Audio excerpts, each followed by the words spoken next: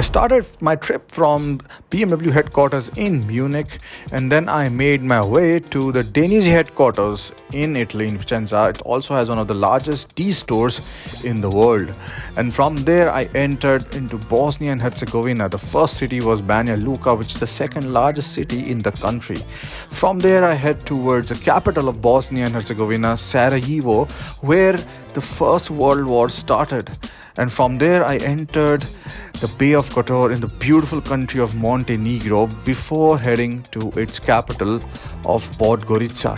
And from there, I ended my trip back in Munich, BMW headquarters. And the car which I was driving is a BMW X6M, 500 plus horsepower of pure bliss.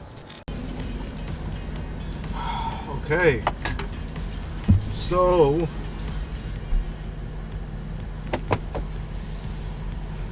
I'm on the way to Sarajevo, and I've already seen quite a few motorcycles, even a Can-Am Spider. I mean, this seems to be really a motorcycling country, especially this route here. But my only grouse is that this is okay, little too narrow.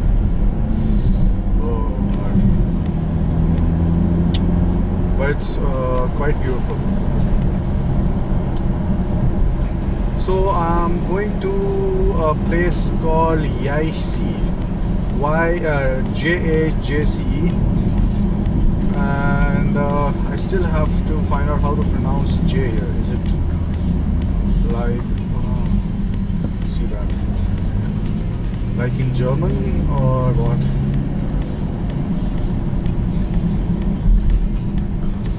But the landscape is quite beautiful here.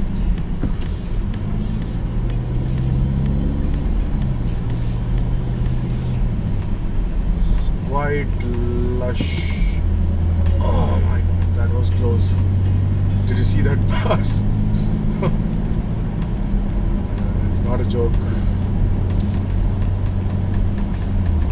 And 70 kilometers, it shows that it will take 1 hour 15-20 minutes, something like that, which I would think is appropriate. But I would have loved to be here on a motorcycle, a super bike. I really don't fancy these kind of roads on such a big car. I feel more confident on a motorcycle, more safe, primarily because I don't want to scratch car, band the car. Is really a very expensive machine.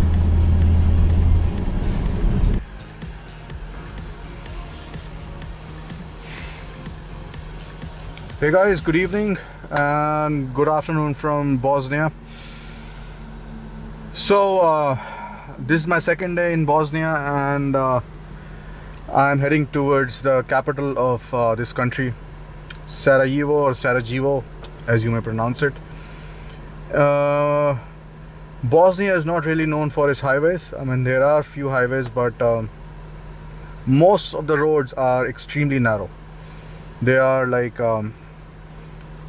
best suited for superbikes, and in fact I've seen a lot of superbikes here, including bikes like the Spider and S1000RRs, R1s. Hi everyone. So I'm really missing a motorcycle here, but one more reason is that this car, the X6M, is not exactly a small car. And as you can see, look at this place where I am right now, and look at the roads.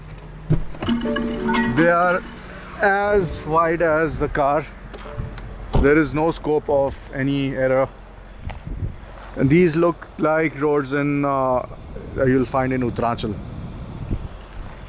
And there's a river, and there's a car. And if I pull back, you can probably see how small the car looks in front of Mother Nature. But the car is actually quite big. But just soak in this landscape. Beautiful clear skies, a lot of greenery, mountains, and good quality tarmac, but the roads are extremely narrow. Oh my god, narrow roads, zigzag narrow roads. This would have been so awesome on a motorcycle. Oh my god. The weather is oh my god, look at on my left. Now this is quite beautiful, this river here.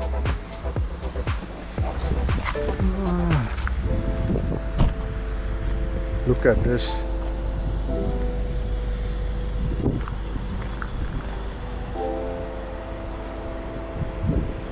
So actually I can probably walk down a little bit.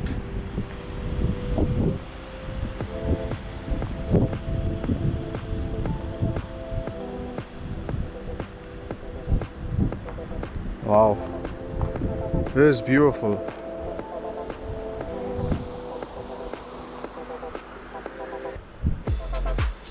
I think I'll get a good shot from here.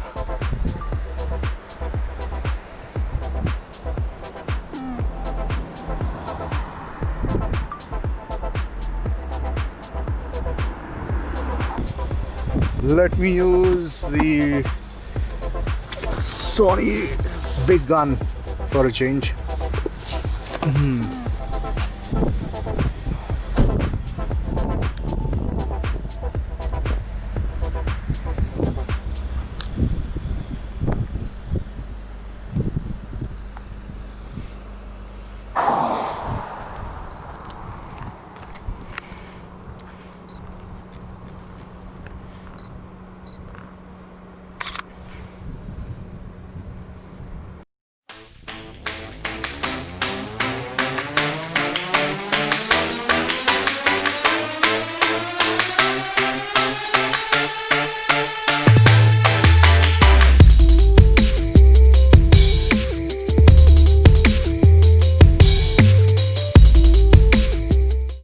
So there's a beautiful town of Yasi, Y-A-J-C, and I didn't quite expect this kind of landscape. It's quite beautiful, a lot of houses, and there's even a fortress, if you can see, and I think a mosque. They're all perched on the hillside. So now Sarajevo is 158 kilometers from here, which will take me around 2.5 hours. The roads are very narrow, but I still reach there before sunset. So let's do this.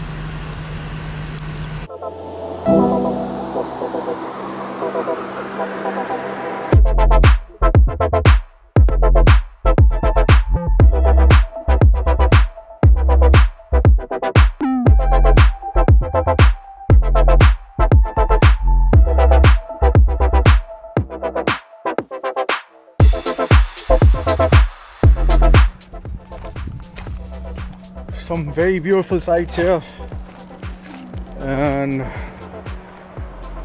look at the roads, the sky, the trees.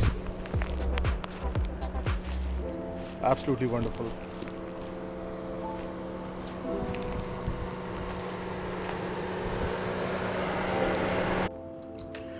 The roads in many European countries, especially in the mountains, are extremely narrow sometimes. And when there is a construction zone, they get even narrower. But the thing about European countries is that they manage this extremely well. There is no traffic jam. I mean, of course, there are backed up traffic, but there is no chaos. And it's generally very safe in these zones, as you can see here. I hope that in going forward, India can also implement measures like this, especially in the mountains where there are bad roads or roads under construction. I mean, they would definitely make life a lot more easier for drivers as well as riders.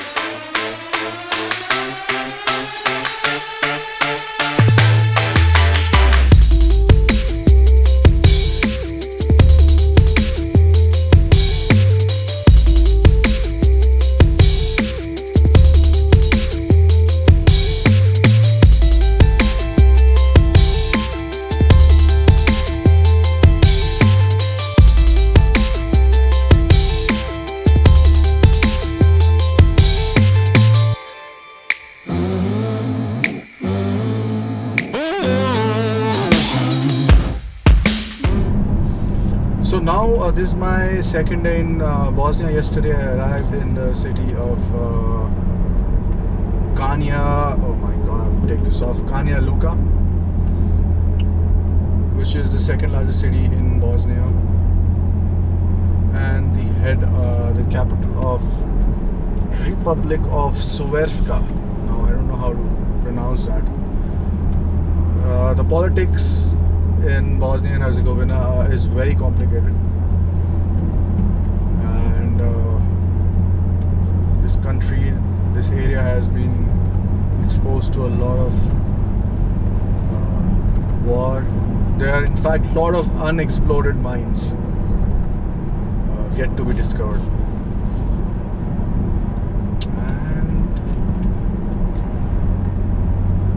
But this area is still very beautiful, and I'm glad that I made it here. Today I'm going to Sarajevo, which is the capital of Bosnia.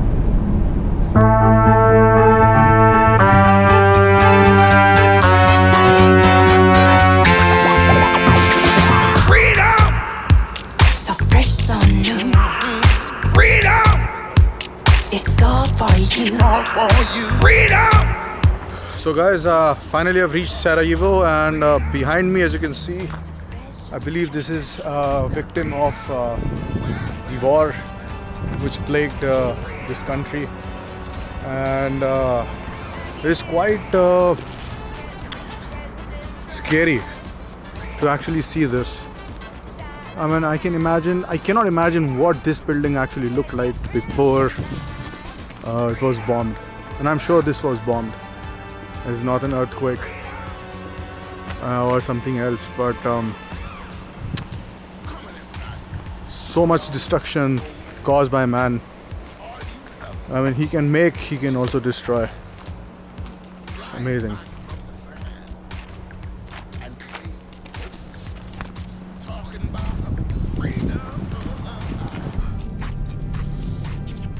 I've reached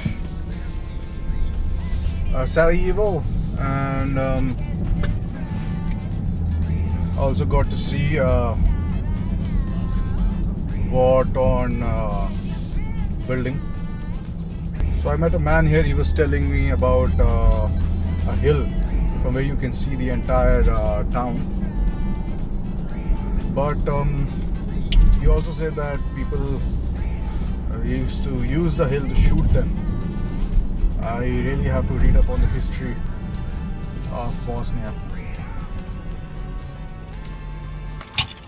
A lot of buildings can be seen here completely annihilated. It's not a really pleasant sight to see. It's very scary actually. It's hard to imagine what it must feel like being bombed and living in the fear of being killed by a bullet. Obviously now a lot of people have forgotten about it, like definitely not the previous generation who actually saw it happen, but talking about the kids